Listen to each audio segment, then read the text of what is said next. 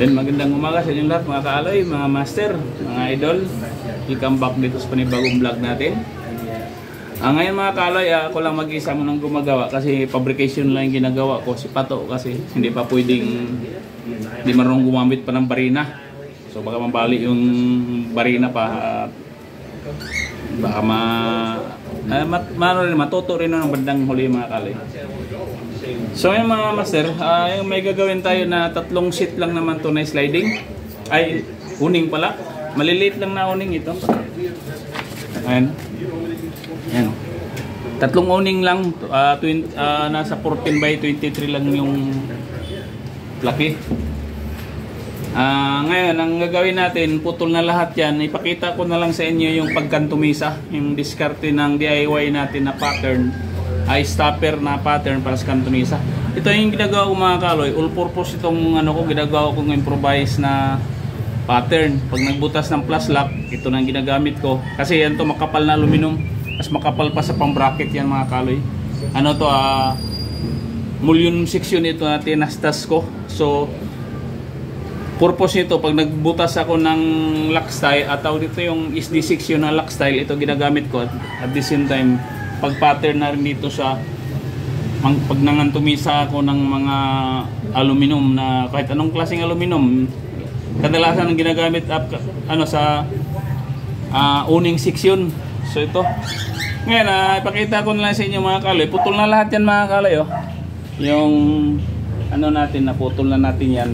Kantumisan na lang talaga yung ginagamit natin, yung na yan, ito yung ginagamit natin na tawag dito, meter stick natin na DIY din. So saktong putol na yan. Ang gagawin na natin naman yung pagkantumisa. So, mayroon na akong video nito mga karama kaloy. Sa mga hindi lang naman ito nakapanood pa, may nauna na akong video nito. Para lang naman to sa hindi pa nakapanood at saka interesado na baka nalabuan doon sa unang video. So ito na yung pagkakataon. Isusum ko na lang yung video na to para dito na ang sa gagawin natin sa pagkakabit nito at sa purpose nito. Huwag niyo lang akong tingnan, So itutok muna natin. So yan na kaloy, nakatutok na yung camera natin. I-scroll naman ito mga kaloy, nakasit up na kasi ito dito. Ilagay muna natin siya sa yan. Ilagay lang muna natin siya sa 45 degrees bago natin i-set yung natin stopper. Yan. Dito na lang kayo tumingin sa mga kaloy sa ginagawa natin. Huwag na lang, hindi baling hindi nyo makita. Basta dito, importante dito sa yan, ilagay natin. May binutas na akong dyan. So black screw lang yun natin pang tawag nito, pang stopper natin dyan. Naka set up na talaga dito yan. Pag in-screw natin yan, ayos na yan. So dalawahin na natin i-screw para sigurado. Ayan, naka ready ng yan.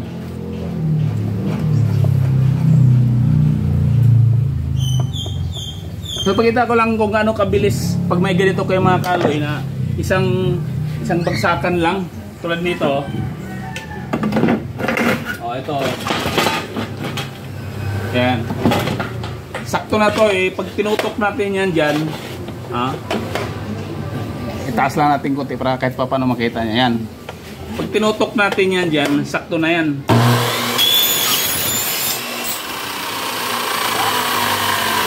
Rin natin.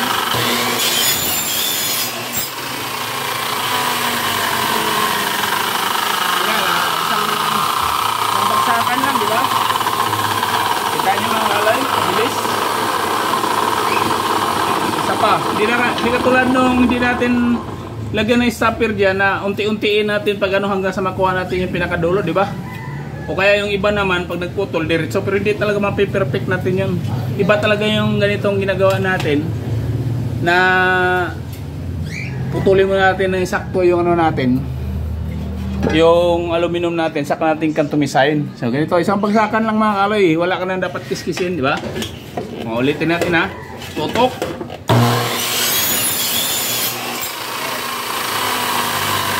Ayun, dulo. Balik ka rin.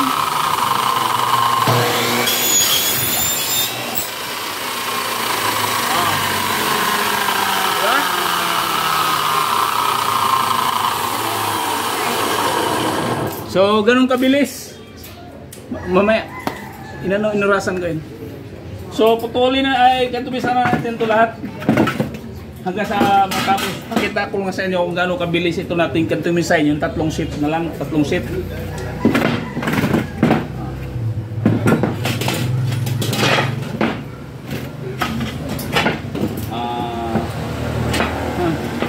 Ayan.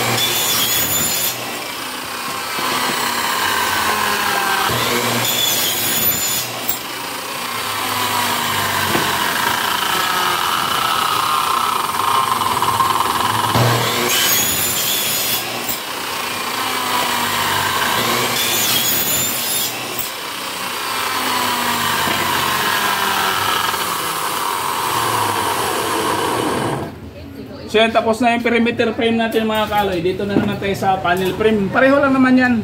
Hindi na natin baguhin yan kasi tinututok lang naman yung dulo nito. Yan, ulit.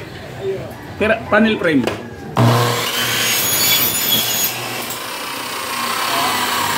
Ha? Isang bagsakan lang.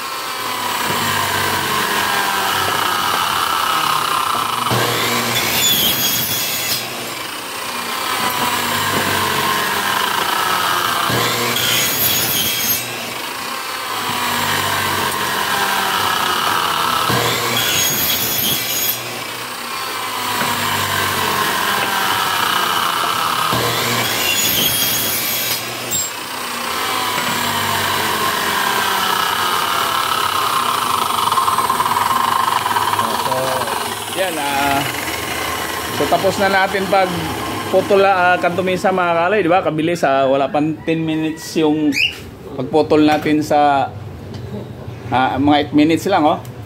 Pagputol natin sa ayun, pagkantumisa pala. So pag may ganito kayo mga kaloy, napakabilis yung trabaho ninyo. Kahit na 500 na owning, kaya yung 500 na panel na owning maghapon, kaya nyo yung putulin. So pwede kayong gumamit dito ng ikaw lang tagputol, tapos kahit na 5 yung helper mo taga-symbol, yung marunong lang mag-symbol, kaya mong habulin sa mga ganitong pamamaraan. Hindi kaya katulad ng mag-symbol ka na ikaw mag-isa, isang helper. So kung mabilisan, pwede ka kumuha ng maraming helper, kahit na isa lang ang makina mo. Basta ganitong setup na gagawin natin, napakabilis yung trabaho, di ba? Kita mo, ilang minuto lang yan na kanto mesa na natin, kumpleto na agad, di ba? Isang bagsakan lang ng makina, ano na, saktong-sakto na talaga yung putol.